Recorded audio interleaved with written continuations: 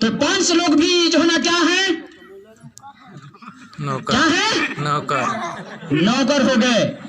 मतलब ये जितने भी जनप्रतिनिधि नीचे से लेकर ऊपर तक जितना भी है वो कौन है, नौकर। नौकर लोग हैं। और ये भारत देश क्या है, भारत देश क्या है, एक गांव है कि नहीं, भारत देश क्या है, एक गांव है। तो हमारे देश में इन नौकरों का राज क्यों चल रहा है? इतना बड़ा देश है ना, इतना बड़ा गांव है।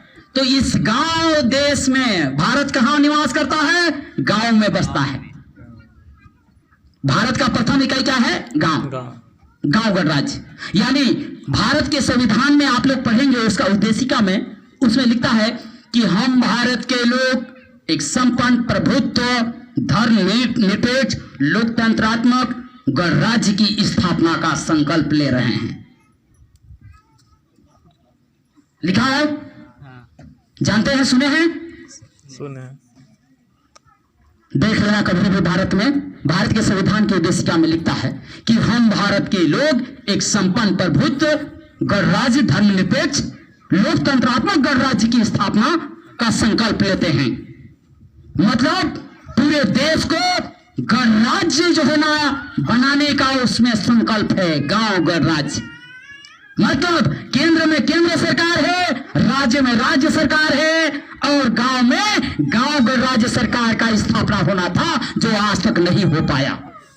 जिसके लिए पारंपरिक आदिवासी महासभा कोटभूमकाल सरगुजा संभाग बना हुआ है, जिसका आप लोगों के सामने जो जनसापोया दिखते हैं, वो जनसापोया पारंपरिक आदिवासी महासभा कोटभूमकाल सरगुजा संभाग के प्रवक्ता और जन संयोजक भी हैं।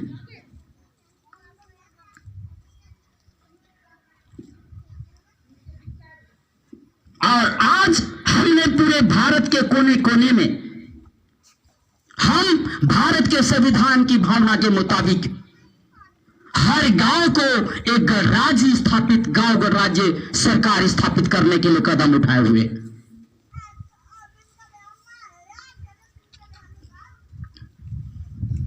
और जो धर्मकर्मी लोग हैं वो क्या बोलते हैं, हम लोग राम राज्य बनाएंगे, हमारा राम भगवान आएगा, जय श्री राम, जय श्री राम, ऐसा करते।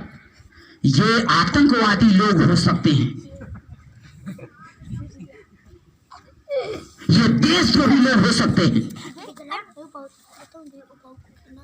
भारत के संविधान में क्या लिखता है, गणराज्य स्थापित करने का बात लिखा है ना, कि राम राज्य स्थापित करने की बात लिखा है, गणराज्य, गांव गणराज्य स्थापित करने की बात कहा गया है। तो ये लोग राम राज्य के पीछे काहे भाग रहे हैं?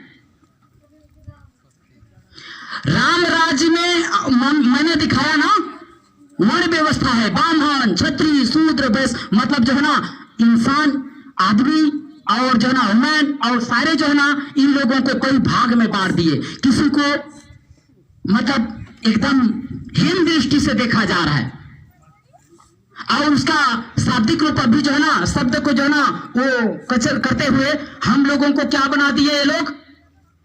मतलब दुनिया में जो पाप हुआ है, बहुत बड़ा पाप, वो सबसे बड़ा पाप जो है, आप लोगों को हम बता दें कि पाप जो है ना इंसान की, मतलब इंसान, फिर उन्हीं का भाषा हम लोग बोलते हैं कोयतूरों की, है ना, कोयतूरों की जो है ना मेहनत के मूल्य को कम करना, और कोयतूरों द्वारा फसल इकट्ठा किया हुआ फसलों का रेट को कम करना, ये दुनिया का सबसे बड़ा पाप है।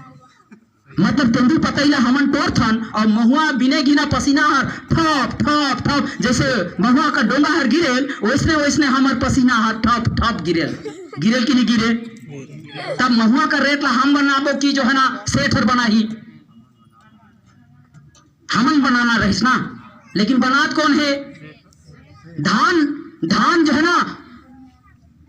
ना नांगर हम जो थन, है ना, घास हमन निकालबो, रोपा हमन, हमार दाई मन बहनी मन लगाही, और जो है ना धान का रेट ला कौन तय करत है, सरकार।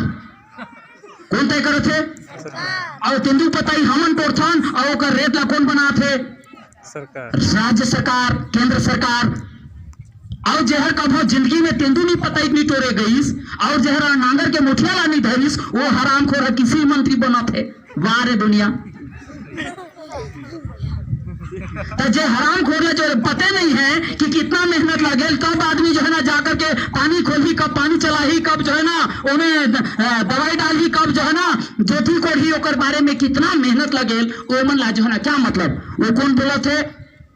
अग्रवाल जी, तो दुबे जी, त्रिवेदी जी, हैं, चौबे जी, हैं।